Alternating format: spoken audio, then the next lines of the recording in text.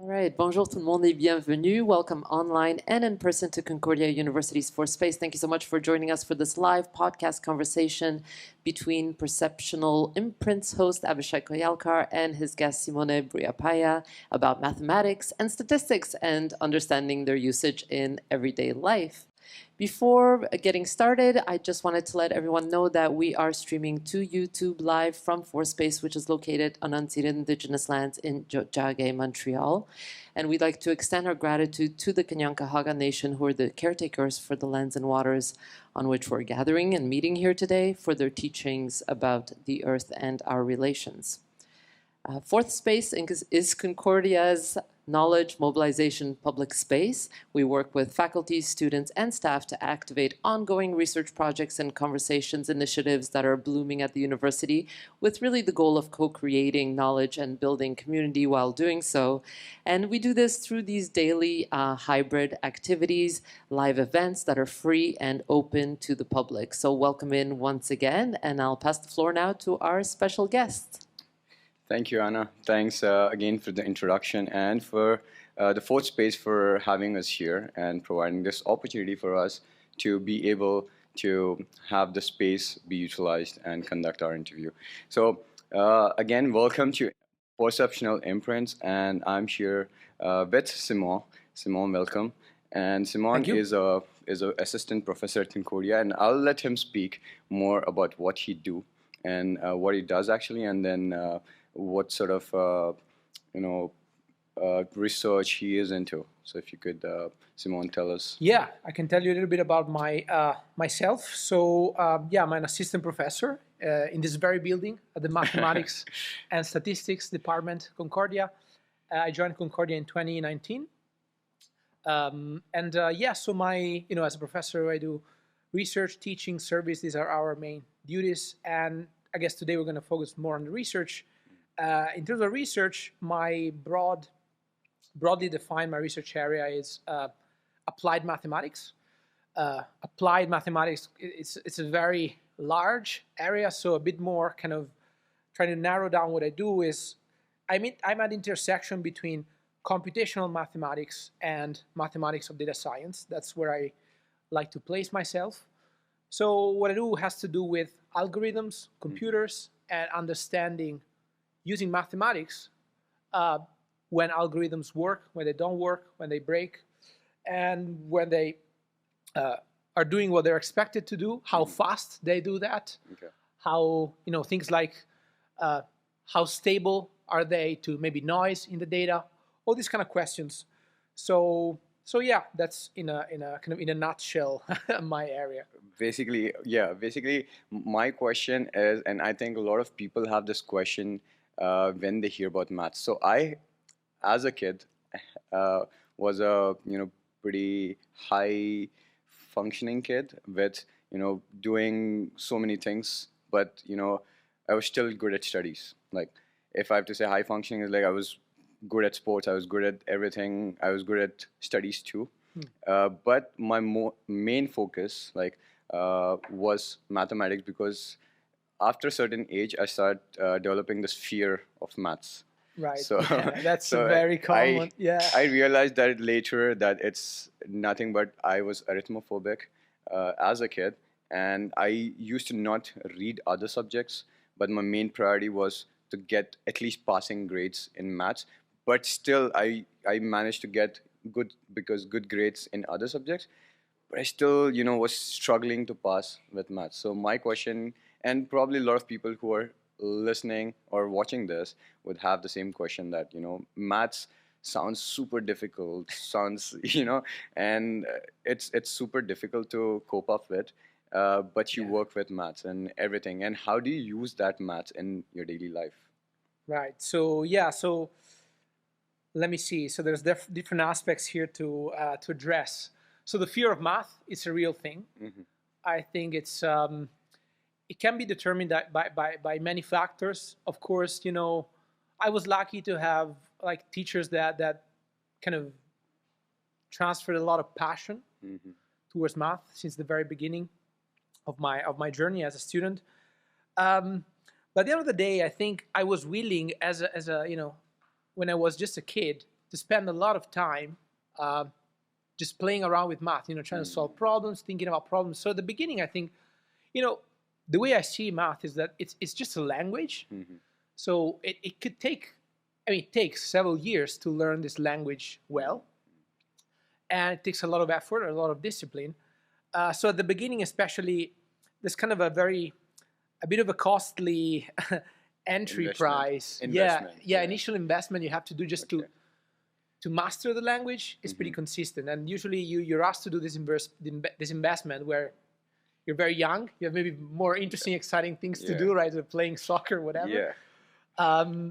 So yeah, at the beginning, I just found myself enjoying spending time with this language. That was the beginning for me. Does that also mean like the way you're taught? I mean, your teacher also plays a important role. Teacher, your academics also play a huge role. Like for us, we had a lot of pressure. I mean, to be honest, we had a lot of pressure, a lot of competition, because India is a country where there's so much into if you don't get good grades, you're not a good thing in the you won't get a good admission into a good school or a good university. So it was super competitive because there's a lot of people already. So I think the idea is also how you're how you're taught, how your how your academics were also being. Yeah, that's definitely a crucial point. The thing is, I guess in the common perception of math, we have this like, it's a collection of very boring, complicated formulas that I have to somehow memorize without understanding or stuff like that, right? So, but I think, at least for me, what was working, when was a teacher able to kind of make me passionate about the topic? When, if I ask myself, when was I most passionate about the topic? Was when I saw that things were making sense. So like, it's really, and in a part was like, it's a pretty unique feature of math. Like memory plays kind of a minor role as opposed to other topics, maybe I don't know, like history. Of course, you have to make sense of many things when you study history too. But at the beginning, I remember struggling with like memorizing dates or like certain events that theorems. Yeah. There were like so many theorems. Yeah, but for math, you could, if you want to memorize and just memorize things, it will be a huge struggle. Instead, I think what makes it beautiful is that, everything really makes sense. Like you can unfold very complicated concepts into kind of elementary step-by-step proofs or solutions to problems that they kind of, they're beautiful because there's many beautiful ideas inside these proofs or inside these solutions. And so, I think teachers that can make people passionate about math are teachers that maybe are able to let this aspect, even the playful aspect of math, emerge. There's a lot of play into math. Problem solving is like really, especially at the beginning in school, was really about having fun, trying to crack, doing a puzzle, stuff like that, right? So, I would say the playful element is pretty crucial. Okay. All right. Thanks for answering. And what do you do right now? What's your research about, and what are you focusing on? Like, how does it help? Yeah. If I have to ask, how does it help, or if in case, does it help for me as a regular user? Does it come? That's a tricky question sometimes for us because it's not easy to see the impact. Like in certain research area, I think the impact to the general public is pretty direct. Okay. I know if you're an engineer that is just doing better airplanes, they're able to fly faster or for longer. We could see very clearly where the impact of that. Maybe we can travel more easily, or like we can travel maybe using less fuel, stuff like that. So efficiency of an airplane. So certain research topics that are more applied are easier to just, I would say, to justify. It's easier to see where they go in terms of regular user, right? Yeah. For math, it could be a bit more complicated. For applied math, I think it's reasonably easy to explain. I'll try to do my best. Sometimes for pure math could be a bit difficult because I'm not a pure mathematician, but like in pure math, you study problems that are typically very hard, but they don't necessarily have a link with some application. In applied math, but I still, so in that case, some people justify that, math could be seen as just a form of art. We're developing this huge body of knowledge that, eventually might be applied somewhere, but we don't still know how and when. And there are examples of this happened in history. For example, Fourier. Now, let's think about a magic, and I'll talk about that, about medical imaging, because it's been something that kind of a motivating application for a lot of my research. So, for example, when you go in an MRI scan and you get a body scan or part of your body, maybe the brain, whatever, it might not seem like there's a lot of math behind that, but if you actually know how an MRI works, there's centuries of math behind that kind of very advanced technology. So, for example, one of the fundamental pieces of math that you need to just make an MRI machine work, so going from the physical measurements to a printed image of an inner part of your body, a fundamental piece of math that you need is harmonic analysis. That's a study, for example, the so-called Fourier transform. Maybe that's something that people have heard during their studies. But the basic idea is that you need to decompose signals into kind of elementary, and this could be audio signals or even images. There are signals. Okay. The idea is to decompose signals into elementary building blocks. So, for example, if you think about the audio case, so if we have an audio signal, maybe people have seen in a computer, when you have an audio signal, you have this wave, right? It's a very messy wave. So the goal of harmonic analysis, that is actually a pure math field, is to understand how to decompose potentially very complicated signals in a superposition of very elementary ones that we can fully understand. Okay. For example, we can always decompose all these kind of very complicated sound signals as a superposition of elementary waves. Okay. They're very easy to understand. So now you combine these different elementary waves, maybe you combine them in a way that modifies their amplitude, that shifts their phase a little bit. And now by combining all these elementary building blocks, essentially you can build realistic things, realistic signals. Okay. You can do the same for images. Okay. Like an image in a computer, so like, in audio signals, we only have one dimension, which is time, and how sound evolves with time.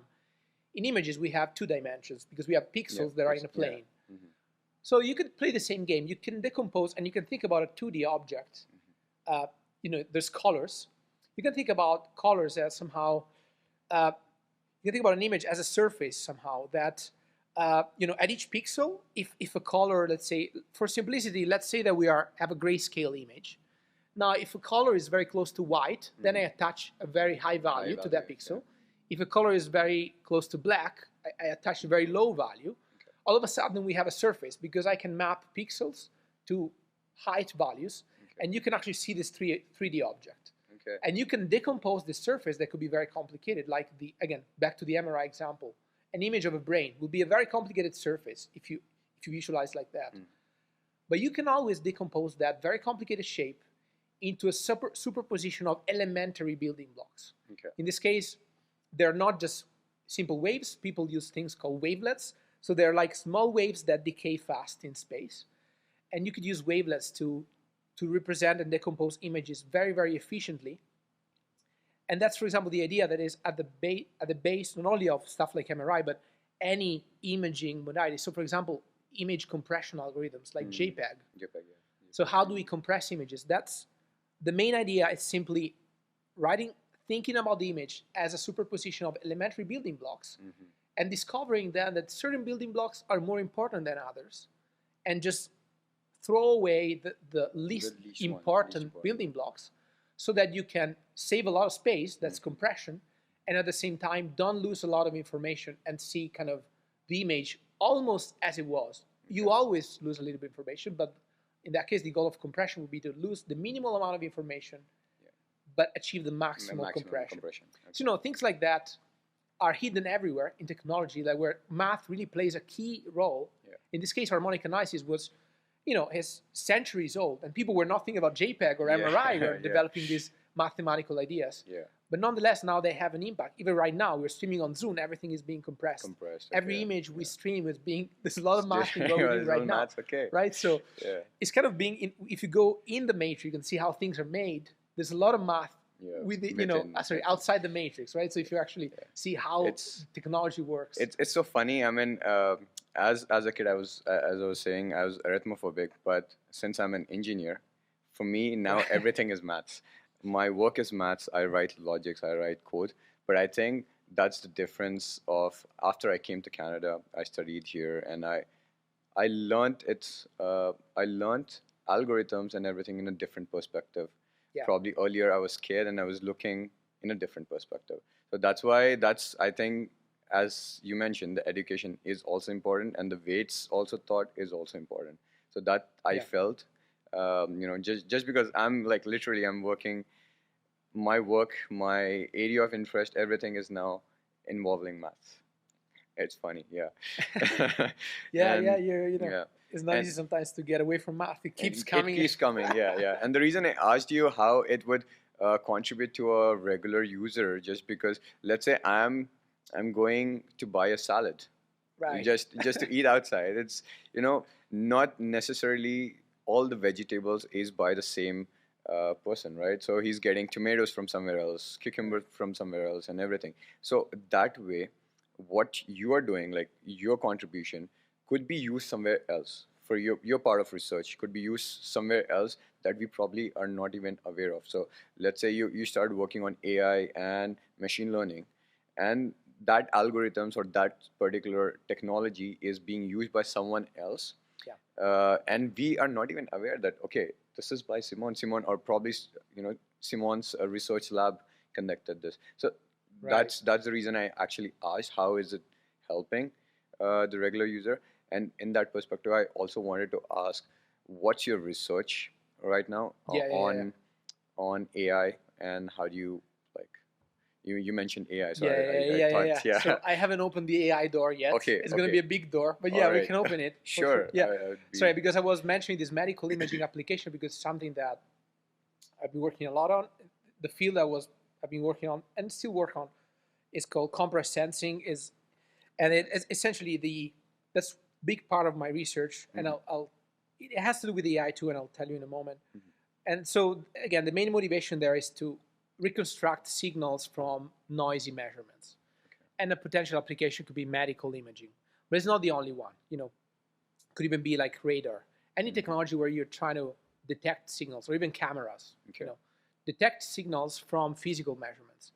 There's many algorithms that allow you to do that very efficiently, and one of these, all the fields of math, applied math, that has studied this problem most intensively is the compressed sensing area that I've been working on for several years. But yeah, recently I've been involved quite a lot in the study of machine learning, which is a key component of AI, artificial intelligence.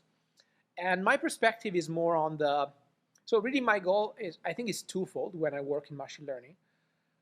On the one hand, I want to develop new machine learning algorithms or methods that are grounded on kind of rigorous mathematics. That's one of the objectives. So developing new stuff. The second one is to kind of see what's out there already, the algorithms that people are using, and try to use math to understand them at a deeper level. So really understand the inner workings of algorithms that are already out there. And again, when do they work properly? When they break? One of these, the most popular, arguably the most popular class of algorithms that people have been using in the last decade or so is so-called deep neural networks. These are, that they enabled a huge class of breakthroughs in recent years, such as, advancements in self-driving cars, ChatGPT. So the success of ChatGPT is due a lot to these deep neural network algorithms. Recommender systems, like when we get recommendations from YouTube or Netflix or stuff like that, there's many algorithms that learn from our data through using these neural networks to kind of optimize the recommendations. And there's many examples, or even speech recognition, stuff like Siri or what's it called, the Alexa. Yeah. So all these, all the advancements that we have been witnessing in the last couple of years in all these fields are largely were largely enabled, I would say, to deep neural networks. And it's funny, just a little parenthesis, people have been studying neural networks for way more time than we started to apply. And it's interesting, again, there were people called like AI winters, like there were AI seasons. Okay. AI winter is a season where people were not very kind of skeptical about AI, like people were maybe not investing in AI. Now everyone is investing. It's a really hot season for AI, right? Yeah. But there were winters where like deep neural networks were not considered like a practical algorithm. Some people actually here in Montreal, one of the example is Professor Joshua Banjo at University of Montreal, the head of the largest lab about machine learning in the world, probably Mila. He kept studying this topic, even when people didn't believe it was computationally useful. But eventually it became exploded, because essentially the breakthrough was people understood how to really, so to speak, train these machine learning algorithms using GPUs in particular. And that kind of, from that point onwards, just people started working on it, very much. Yeah. So yeah, that's a story that is kind of interesting. Again, for research, you don't always see kind of where research is going. Absolutely. You could try to imagine the next 5-10 years, but actually that's one of the most exciting part of research. We don't really know where it's going. It's also a bit scary sometimes. I also wanted to ask about the same thing, ChatGPT, and how it's being used, and the negative effects, because there's no boundary, there's no limit set of what you could do with AI, and it's like free to use right now. I mean, you could just do whatever you want. And so my question was like, do you feel it should be, there should be a limitation, like for having ethical AI, like because I've heard the statement from the ex-Google like the head, who was actually initially involved in the AI research, and then he did mention that AIs probably could be in wrong hands and could be devastating in future. So again, we need to have probably a certain the rules and regulations or ethical practices that limit the use of AI. So I'm just wondering, like, do you feel the same, that okay, there should be a limitation, at least from the state or from the the government sides, that okay, this particular practice should not be done and this should be done? Right. No, these are very tough questions, and that we need to ask ourselves. I think we are in a stage right now where a lot of exciting developments come every month. There's many updates, and we're so excited that we're not thinking about how do we regulate all this, right? I mean, there's a movement of people who started doing this very seriously. How do we actually design policies to? And I think also at Concordia, we have the Applied AI Institute, where like ethical AI, responsible AI, all these themes are kind of in the key mission of the institute. So there's a movement of people who start kind of asking these questions more and more seriously. At the moment, probably I feel like we're a bit of a far west time for AI, or like we're developing the technology. We're just not fully aware of how dangerous it can be down the road. Still in the exploration. Yeah, we now kind of politics and policy development is a bit behind, because of course it's slower. There's bureaucracy. There's all that. So yeah, it's a tricky situation. But yeah, I do think that we definitely need to make sense of what's happening, and probably trying to be a bit more careful. And that's where, by the way, math can help to a big extent, because how do you understand what algorithms are doing? Well, you need math. So the only rigorous way to kind of describe the behavior of an algorithm is through mathematics. So because computer science can help you develop algorithms, can help you test algorithms, can help you apply AI to new stuff, and like software engineering, all these things are great. But what helps you to make sense of all this is kind of going back to the foundations and see. But my question there is not the initial foundation also maths? The initial yeah. So the AI is already, let's say, maths. So you want additional mathematics that could help Yeah, because regulate this area? math is the foundation. Yeah. But let's say when I say help, I'm thinking about, so for example, going back to the research I do, typically when I want to understand algorithms that are already out there, like neural networks, I have several papers that try to prove theorems about neural nets. So the tool for a mathematician to make sense of things is a theorem. Yeah. So try to formally prove that under certain conditions, something will always happen. It's bound to happen because there's a logical chain of implications that brings you from the cause to the effect. Yeah. So really, I mean, math is just a big study of cause and effect things through a chain of logical connections, right? And algorithms are the most logical things there is, right? So like computer science, it's all built of a series of tiny logical things. Now math is of course, it's hard to understand algorithms if you focus on the hardware level, like the bits. Like what do the bits mean? It's really, there's no meaning there probably. There's a big picture that you have to make sense of. And I think math theorems, higher level concepts, higher level mathematical concepts can just help you explain what is an algorithm capable to do and maybe what is it incapable of doing. One of my recent papers was about actually a limitation of neural networks in a certain problem. Simple problem, just, people talk about, there's a lot of image processing doing with, computer vision doing with the neural networks. For example, recognizing if a picture contains, horses or cats or whatever. Like Google does that all the time when you use Google Images. Verification. Yeah, a simple problem we consider with a collaborator of mine, Paul Tapper, and a former Concordia student, Matthew Liu, was to study the problem of understanding if two objects are identical or not. Okay. Like for humans, it's really easy. Like I give you these two glasses, I show it to you. Are they the same object? Yes. Now I show you a glass and maybe a bottle. You say no, they're not the same objects. For your brain, it's kind of straightforward to understand whether two things belong to the same category or not. Well, it turns out that for neural networks, that by the way, there are algorithms inspired by how the human brain works. That's why they're called neural networks. For neural networks, it's not that simple. So in some cases, actually, they're provably unable to learn this kind of identical patterns between objects. And so we studied this problem, again, theoretically, prove the theorem where it's provably impossible. Under certain conditions, you will never be able, like no matter how big is your computer that you use for training, how much data you give to the algorithm, you'll probably never be able to learn this kind of pattern.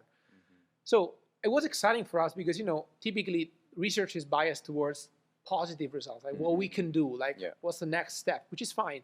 But I think also understanding what is it that we cannot do, it's also useful because then you can just avoid wasting resources on a direction that will never actually lead anywhere, or just impossibility theorems like the one we developed can help practitioners, again, understanding you because now you know when things are not working as you were expecting. Therefore, I can come up with ideas on when they could potentially work, by setting the algorithms a bit differently.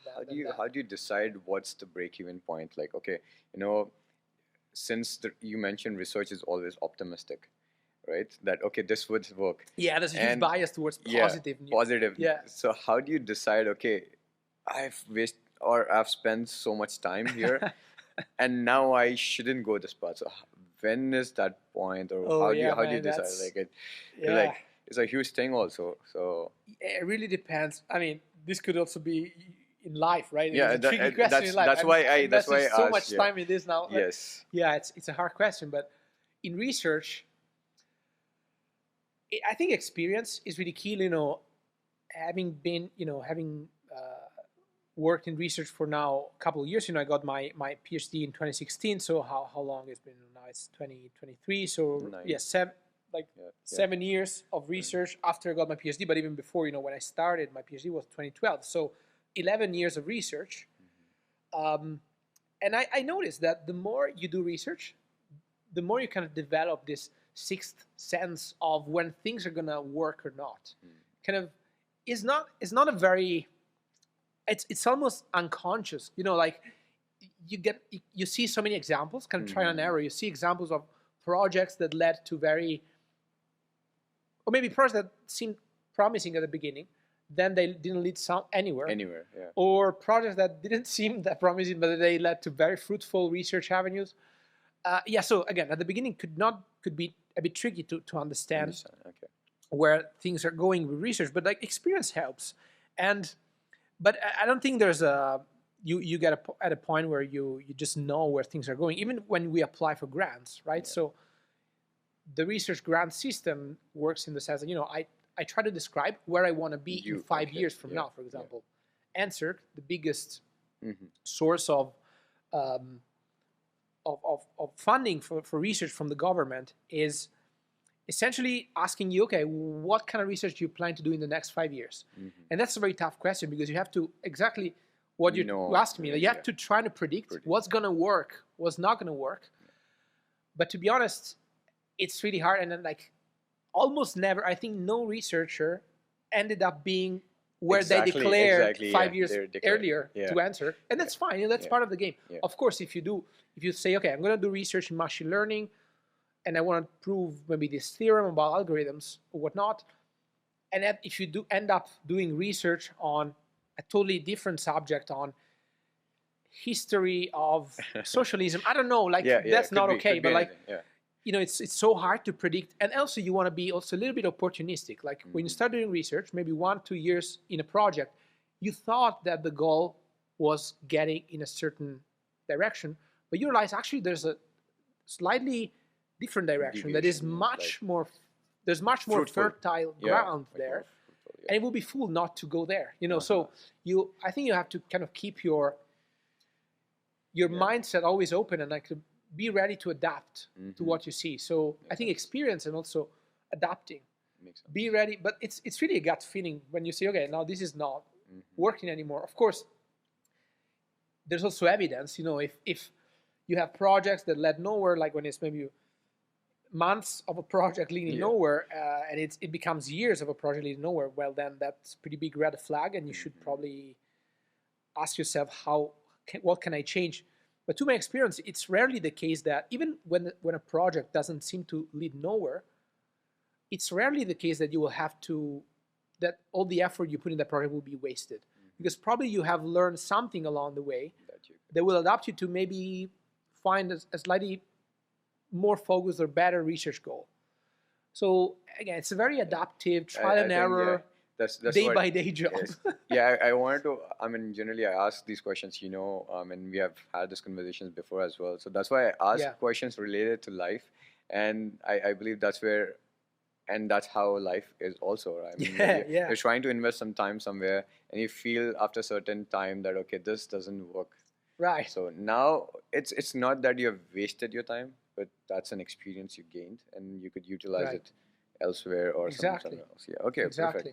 Perfect. And so you talked about your lab too, about what your lab does, your research with the 2 people you mentioned. Right. So I can talk a little bit more about how my research team looks like. So again, in math, we don't really have labs because, you know, our research is really, we just need pen and paper, maybe a blackboard to collaborate, or a whiteboard, depending on what you like, and a laptop if you're an applied math like me, because of course you want to go.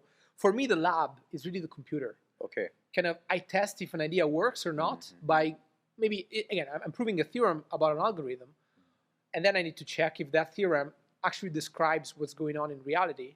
So I want to test the algorithm, the actual implementation of the algorithm. Using computers. Okay. So, and typically in research in mathematics or data science and machine learning involves a pretty good deal of programming.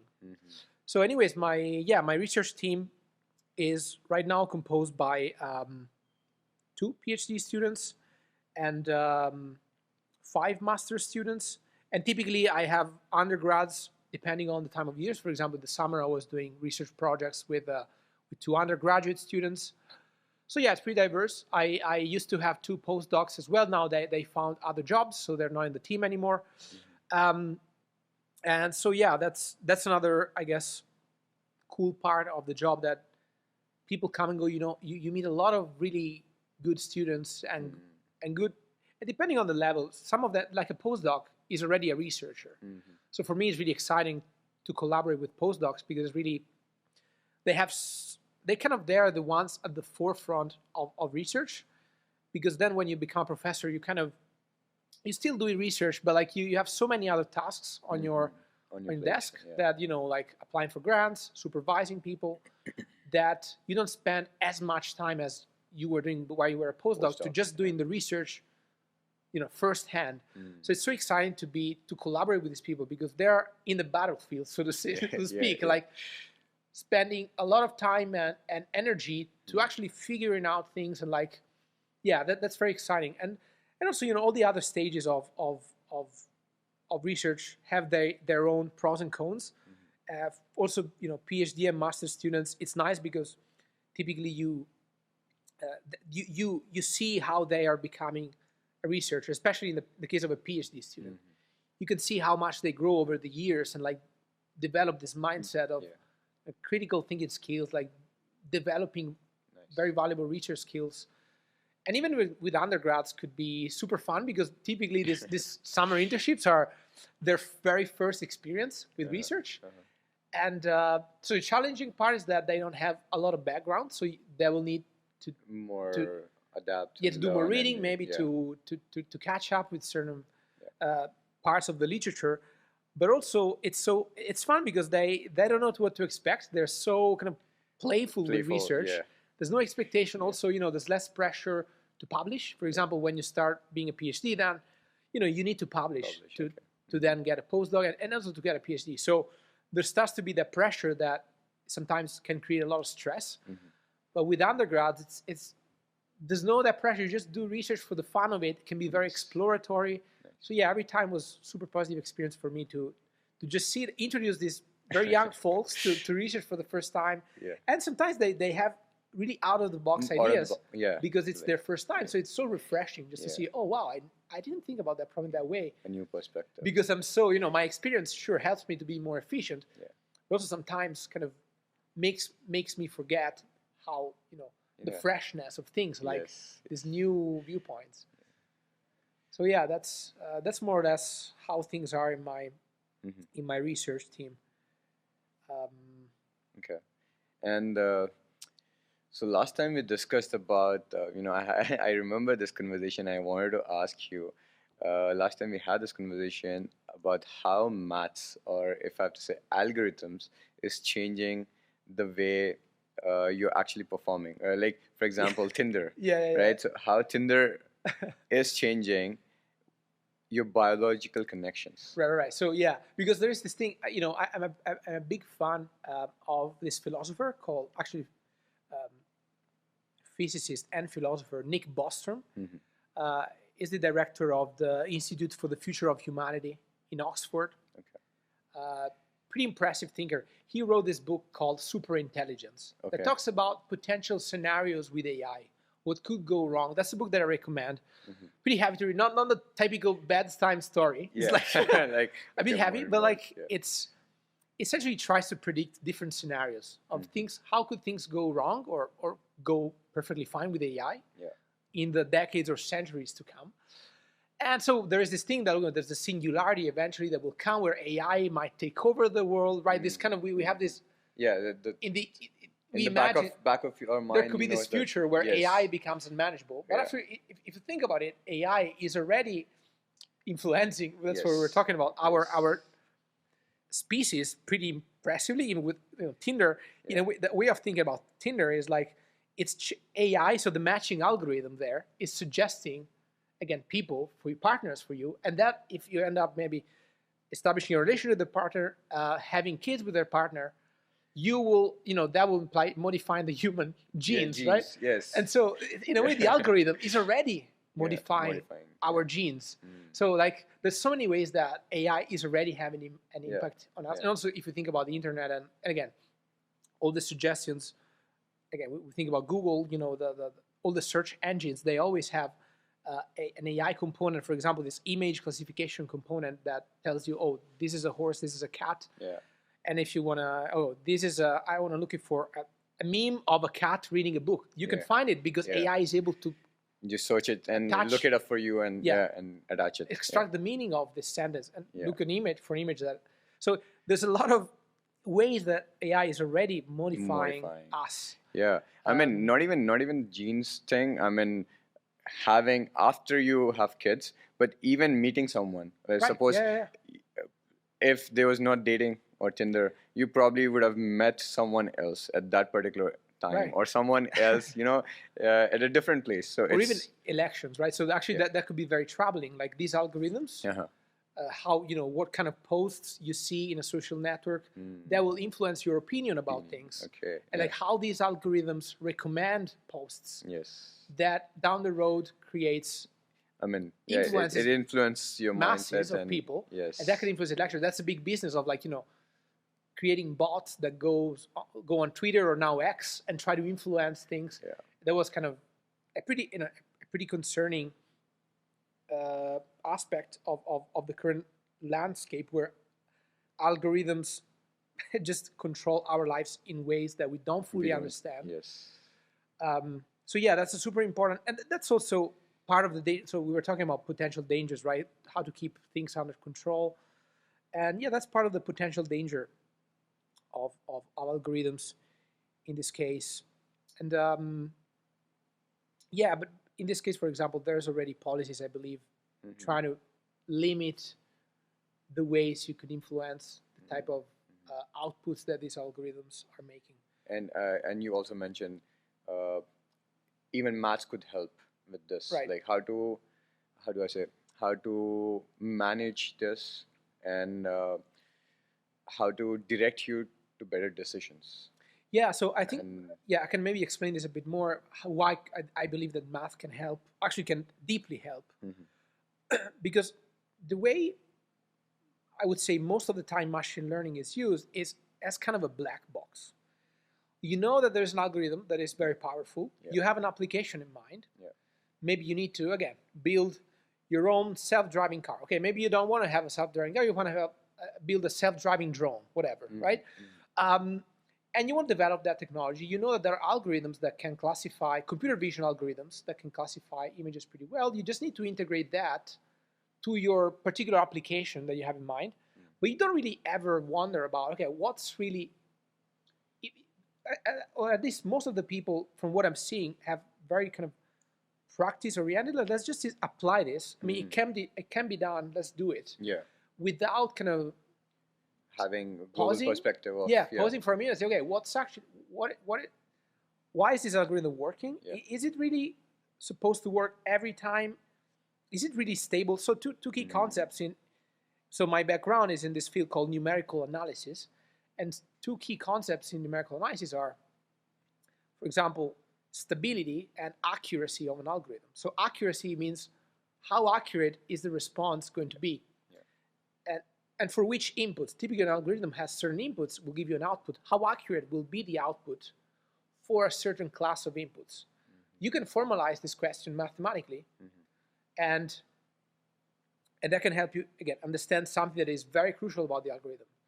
On stability, like, there was a pretty big deal in machine learning and in deep learning in particular, that sometimes, for example, in image classification, you can craft specific perturbation of some of the pixels of the image, so that the image will stay almost identical, but it will be classified as something totally different. Like, there are examples in the papers, like, a panda being classified as a monkey, stuff like that. Yeah. We just move a few pixels. That's still, for a human, that's still a panda. But now the algorithm all of a sudden gives you a meaningless output. That highlighted these are called adversarial attacks or adversarial instabilities to machine learning algorithms. Is it just to test if it's working Well, effectively? it could be you could use it to test, but that could be a big deal, because now imagine there's a self-driving car. And now part of the self-driving car computer vision engine is to understand when there is a stop sign to stop. Seems like a pretty, if the input is an image of a stop sign, you want the output to be brake.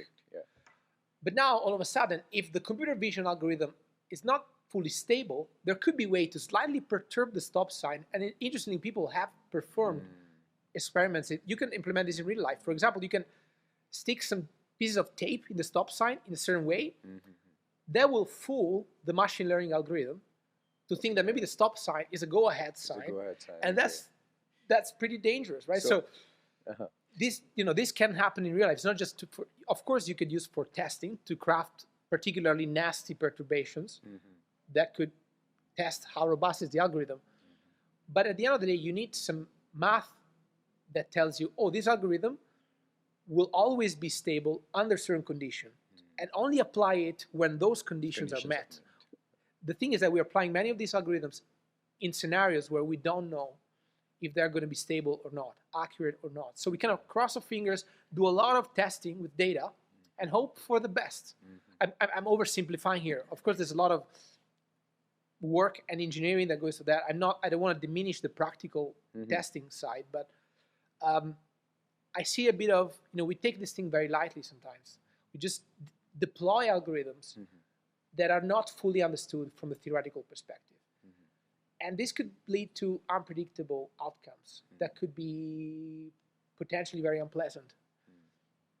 So that's what concerns me the most. And that's why I see a lot of value in studying these algorithms with the tools of mathematics, of theory, because it's really trying to understand them carefully. And then sometimes there might be bad news, like, okay, maybe we cannot use this algorithm because as of now we don't understand it well enough to be deployed on such a large scale. But unfortunately, it's not the direction we're currently going as a society. Yeah, absolutely. I mean, yeah, that's the question always comes up in mind. Like, where are we heading with this particular technologies, and it could potentially lead to in a negative hands, or if I have to say negative usage.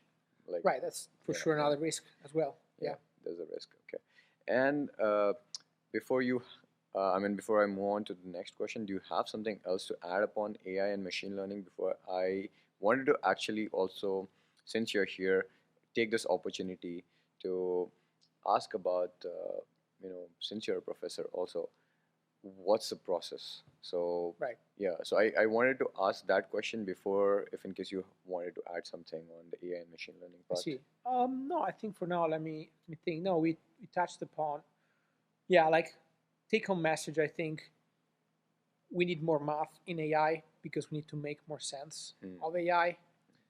Of course, applying it to more and more creative ways. Yeah, it's exciting. It makes us feel like we're moving forward fast towards an exciting future, but also a bit dangerous. So uncontrolled future, yeah. So that's my 2 cents on the topic as of today. Perfect. Thanks for sharing that perspective and walking us through the entire journey of what you do and what AI is potentially of doing, and how maths could help, maths and statistics, if I have to say, numbers, numerology, and numericals, not numerology. Yeah, numerology is not numerology, but is a non-mathematical, also another discipline. But numericals, numerical analysis. Yeah, it's statistical and numerical analysis. Yeah, also I would say the main fields that are related to mathematics and machine learning are numerical analysis, a field called scientific computing. Statistical learning is kind of one of the foundational aspects. There will be more to unpack here, but this AI is such a complex technology that you need a lot of very complicated math concepts to make it work. There's elements from probability, also elements from linear algebra, elements from analysis. Of many people will be familiar with calculus. Of course, there will be more advanced type of calculus like multivariate calculus concepts. All these things are necessary to build the ideas that these algorithms use. It's a pretty interdisciplinary field, and pretty exciting as well. I mean, that's what attracts me to it as well, because you don't get bored in this field. Like, kind of, there's so many things that come into play as a mathematician that you feel like you have so many toys to play with, because there's so many concepts that you need to combine in order to understand things, that also, just from the purely mathematical perspective, it's really exciting. And people are seeing more and more connections as we speak between mathematics and AI. So, and since you talked about that, does a person who's not much into maths or not good at maths, let's say, could still work on algebraic calculus and numerical analysis, statistical analysis would be. Well, I think certain foundations to at least understand how this algorithm works. There are nowadays like a variety of online resources and introductory courses that are really kind of gentle introductions to the topics. For example, for people who maybe have a high school level training in math and want to understand what machine learning is, there's a book that I really enjoyed, like build stuff from scratch, and it's called Mathematics for Machine Learning. It can introduce you very gently to all the topics that you need to know in order to just understand what does it mean to train an algorithm from data, what is a neural network, just to make sense, to give meaning to all these words that I'm saying. You actually have to understand some concepts from linear algebra, multivariate calculus, probability, statistics. So that kind of book, this Mathematics for Machine Learning book, is nice because it assumes almost zero knowledge besides very basic algebra stuff that you do in high school, and builds up to what's done in state-of-the-art algorithms. So, but yeah, a little bit of effort At least, into learning the basics, I think it's necessary. And that's why math is so unpopular, because it requires you to do your homework, it requires you a little bit of discipline, and it's tough. I mean, like, I'll not speak for others, but I'll speak for myself. For me, it's like the theorems, like having those symbols, usage of symbols, and sometimes it's how do I say, scary. That how do I do it? Like, okay, I don't remember what is this. Like, different signs. Yeah, but I think it would be the same type of fear that I would see if I try to read Japanese. It would be very scared. I have no idea, but like, if I study Japanese seriously for 3, 4, 5 years, I go travel in Japan for a couple of months, maybe it will not be as scary. Actually try to enjoy reading haikus, and Japanese poetry. So that's the thing. Same thing with math. To appreciate the depth and the beauty of certain mathematical constructions, formulas, theorems, you need first to build up just the basic vocabulary, the basic grammar, to just, again, if you want to read a great author, you need to first know the language, right? So, well, I appreciate what you're doing, and thanks, man. people like us, if you're not that comfortable in maths, but I appreciate what you're doing and what you're contributing to society. And going to the next question, as I mentioned, like a lot of people after postdocs and they want to get into universities. I mean, I'm asking this because a few of my friends are also in that process. So how do you think, I mean, or if you could explain about the process, not again, we are not talking numbers. I don't want you to talk about any or disclose any rules and regulations that you're not obliged to, or to disclose, but within the limitations of, as an assistant professor, how do you think if someone is applying, how's the process? Right. So, okay, first of all, for people who are not super familiar maybe with the academic path, right? So you get your PhD, and then in theory you could already apply for professor positions, assistant professor positions. So you just need a PhD typically in the job description, but it's very rare because the job market is so competitive that it's almost, I've never seen it happen in the last few years in the departments I'm aware of, that people start an assistant professorship right after the PhD. So typically you are a certain number of years as a so-called postdoc, which means you just are employed as a research scientist, and you maybe travel a little bit, and you work with different professors, and this could last between, when you're very lucky, maybe 1-2 years, and could last, you could even have different postdocs up to maybe 5, 6, 7 years of postdocs. Wow. It really depends. There's not a formula. There's not like you get a postdoc degree. It's just a phase where you build up your CV, publish more papers, and essentially build a portfolio that allows you to then be competitive in the academic job market and get an assistant professor position. So first thing to notice is that phase is extremely challenging. I speak for direct experience. Yes. Being a postdoc is hard, and I've seen, I've been a postdoc at Simon Fraser University in Canada, and yeah, it was not easy because you have so much uncertainty that in terms of job position, typically your contract is 1 or 2 years, and you don't know what's going to be of your life after the next year in 2 years time. That can create a lot of stress, so it's hard to be in that phase. And again, the job market is pretty tough, but typically,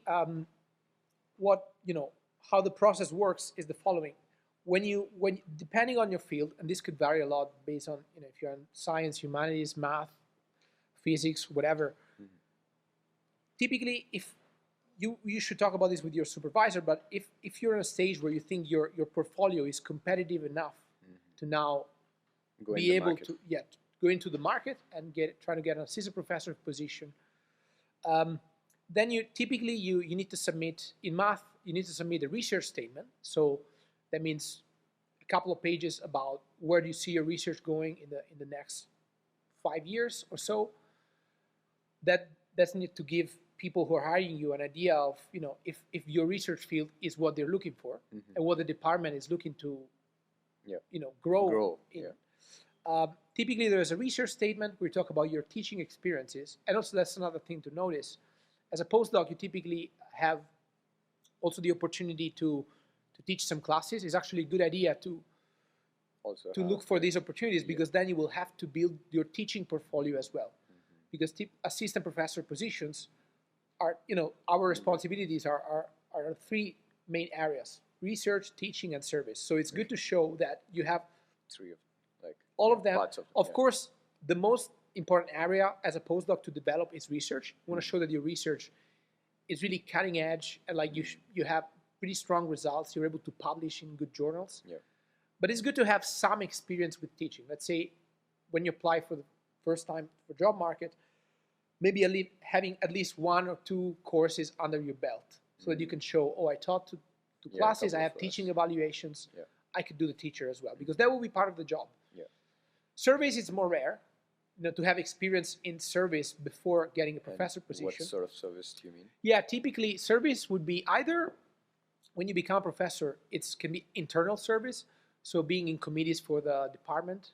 For example, it could be a hiring committee or any sort of committee, or like faculty curriculum committee, or it could be for the university. So there's many committees in the university, like even the university senate, many things. So that's what service is. And could also be external though, with the scientific community. And in that case means like typically organizing events or initiatives. For example, you could organize a research workshop or a mini symposium for a conference. So as a postdoc, it's also a good idea to get involved. Being active in being active with the scientific community, so that first of all, is good for networking. You know more people, and getting your name out there in that phase is crucial. And also you show that you were proactive. You kind of helped in the organization of events and stuff like that. So what could help too is participating in stuff like student postdoc associations, showing that getting an executive role in those, showing that you're willing leadership. You're willing to do something that goes beyond research and teaching, because that will be required later in the job. So that's kind of the situation. And then how does it work? You send the research statement, the teaching statement. Typically depends on the CV, of course. And then so the success ratio is really low. Like, for example, I cannot. I don't know if I can, but I don't want to disclose exact numbers. But let's say for one assistant professor position, there will be typically potentially hundreds of applicants. So the success ratio is pretty brutal. And essentially, so the extra skill that you need to develop there is to really understand how do you stand out from this crowd of CVs, from this crowd of research statements, teaching statements. And so there's also a certain amount of work, and junior researchers don't like to do that, but it's necessary. So to speak, you have to learn to sell what you do. Kind of becomes a little bit of a salesman in terms of pitching what you do, like make other people excited about your research. Because typically when you're a postdoc, you're so immersed in what you do that you just see, and it's great, you see the beauty of your research, you want to keep doing that. You forget about telling to others why that is relevant, why that is important. And that actually plays a key role in the selection phase. Like you have to convince people in the hiring committee that what you do is relevant, what you do is important, what you do has the potential to lead to a lot of exciting research achievements in the next years if you are the person being hired. So I would say that's a pretty crucial and tough thing that in academia we struggle with at the postdoc phase. And I talk by first experience too, because again, we're not trained for this. We're trained to do research. We're trained to, as students, as we start teaching, we learn by experience how to teach at the university. Luckily, there's more and more initiatives at the university that teach you how to highlight your work, so to be a salesman for yourself, like brand your CV in a better way. And this is great because it's so crucial to then really, succeeding.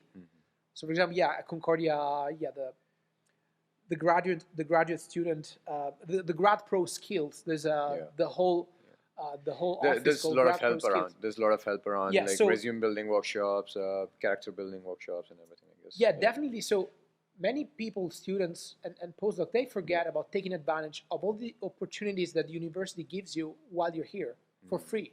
Again, if you're a grad student here, you have access to so many amazing workshops. You should take, I won't say all of them, but like many of them, because they will develop your soft skills that might seem like a waste of time while you're doing research, but like you think, oh, I need to do more research. I don't want to just do a workshop, waste 2 hours of my time. But it will be a much better investment on the long run, because these soft skills, like working on your CV and like even just better, enhancing your writing, your public speaking, stuff like that will matter a lot when you're then look for jobs, particularly academic jobs. So yeah, sorry, because you asked me about the process, and I did a big detour, but like the process at the end of the day is you send your package. Then there's the first selection. Typically, it depends on the department, but typically there's maybe shortlisted interviews, interview with, let's say, around 10 candidates. And typically only few of them are invited on campus for a full day interview. So these are really in-depth interviews where we invite, could be 3-4 people on campus to spend a day with us, with the whole department. Wow. Because to hire an assistant professor, it's a huge investment for the university over the years. And so you want to make sure that you're investing in the right person. It's like a marriage. You get to know. Actually, it's a bit of, you get to know, and then there's a little bit of that. And at that point, it's interesting because when you select, let's say, your top 5 or top 4 that you invite on campus, they're typically very good, because there's hundreds of people. You selected the top 4 out of hundreds, and they're typically all excellent. So at that stage, really, these soft skills will be what make you stand out at the interview stage, because then you also want to show you're a good colleague. You're a person who's good to, it's fun to work with. He's also a team player. He's also of course, of course. If you don't have the papers, you cannot get to the stage. But like, it's so competitive that you have to also work on your non-research related skills to succeed. So it's just not about, okay, I'm perfect in academics. I'm a A grader, A plus grader, and everything, but I'm not able to communicate. I'm not able to put it these out. days. I'm not. It's more and more important because there's so many people in the job market that there's so many excellent people, not just so many excellent candidates. That what puts you, stand out from the crowd is also these other different skills, kind of 360 degrees skills. It's so good that you talked about it, because a lot of people I know, they only focus on this. I mean, I'll also talk on my perspective while I was a master's student, and we had so much of academic, if I have to say, baggage that, oh, you have to do projects, you have to do this, you have to. So you at the end, since you're also an international student, you also have these problems of, going to work, finishing the projects on time, preparing for the assignments, and multiple subjects, multiple assignments. So you don't, at the end, try to go in these different skill sets, or probably invest in this skill set. But I think for researchers, since they do not have, since they get grants and everything, probably that one part is, how do I say, it's better for them, because they don't have to go again for part-times and everything. But what I'm saying is, I mean, that's a good perspective you showed for people who are actually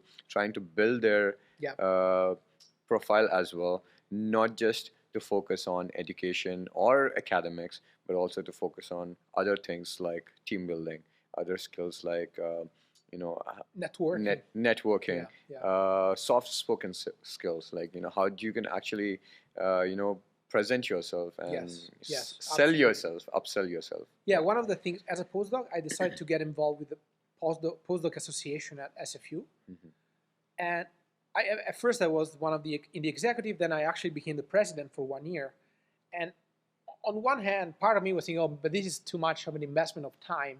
But I'm so happy I did that because like being involved at such a high stage, such a high energy with the postdoc community. There was time spent on it, but like I met so many people, exchanged so many views with other postdocs, with actually faculty members. So when you're president of the association, you talk with faculty members, with administrators. It was also an opportunity for me to see the university a little bit from the inside, behind the curtains, how it works before becoming professor. And also, yeah, it helped me developing, I think, some of the soft skills, and give me something to show in my CV as well. Like, oh, I was the president of this association.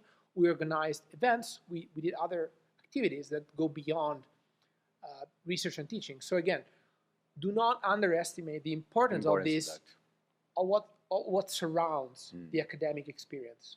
I think that's a good perspective for who was listening. I mean, if you're in that phase, if you're about to finish, or you're a postdoc who's wanting to build your profile, probably these things would help you, right? Yeah. As Simone mentioned. So thanks again, Simone.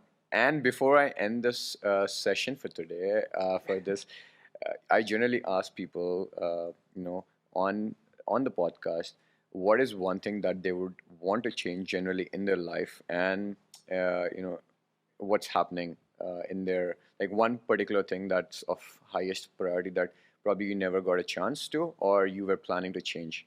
So for you, I would ask that in two perspectives. One is what you want to change in your lifestyle, and one thing in the research. Wow, that's great. Yeah. Yeah. So how do you think, what should be changed in research, or one thing that you at least want to see? Right. So should I start with either of those? Whatever. Whatever you feel comfortable. Okay. In life, I would say a challenge. Let me start with life. A challenge for professors is typically the workload, the amount of work we have to do. So let's say, again, we do research, teaching, surveys, and all that. So I would really like to, and I'm working on this a lot, but like trying to become better at my time management skills, especially understanding when it's time to unplug. Every day, okay, that's the time, the amount of time you had to devote to work. It's over. Yeah. Like, get over it. Tomorrow you're going to start again. It's really hard sometimes in our job because things never end. There's always tasks, there's always projects, there's always meetings, there's always ideas, there's always emails. So it requires a lot of kind of discipline to just say, okay, now I'm done. I'm plugged for today, tomorrow, for the weekend. Yeah. So yeah, on my personal life, I'm already working on this, but I'd like to become even better. Work-life balance. Yeah. I think a lot of people are actually in that phase of understanding, how to manage work versus life, and then how to disconnect. As I always said, disconnect to connect. Yeah, disconnect to connect, because you're disconnecting from the outside world to connect within yourself, with your family, with your friends and relatives. Thanks again for sharing that perspective. And the second thing in research. So the question is like, what would I like to change in research? Right? Yeah, or at least you see. Yeah, no, I see, like, we've been talking a lot about AI and machine learning. I definitely see that will still play a crucial role in my future research. To be honest, I see continuity there. I see like this direction of mathematics and machine learning is quite relevant for society. I feel it quite meaningful for me, and I would like to keep going that direction. I'm not exactly sure what the new ideas. I have several research projects and ideas that are, being developed. I'm not sure where I will be exactly in 5 years from now in terms of exact research topics. Who knows what the AI landscape will look like in 5 years from now? But this research area seems pretty exciting and also relevant for me to just. I see continuity in that. Perfect. Thank you. Thanks for answering that. And before I end, I just want to know from Anna, if in case we have any online questions, or if not, I'll just, since we have Simone here already. No worries. Thank you. So thanks again, Simone, for your time and for showing us the different perspective of mathematics, numerical, statistics, and so much more. And also helping people who are actually planning to build up their resume and profile. So thanks for your time, Simone. And You're welcome. it was a It was a pleasure. pleasure. It was Yeah. a pleasure to have you All on right. this stage. Thank Good. you. Okay.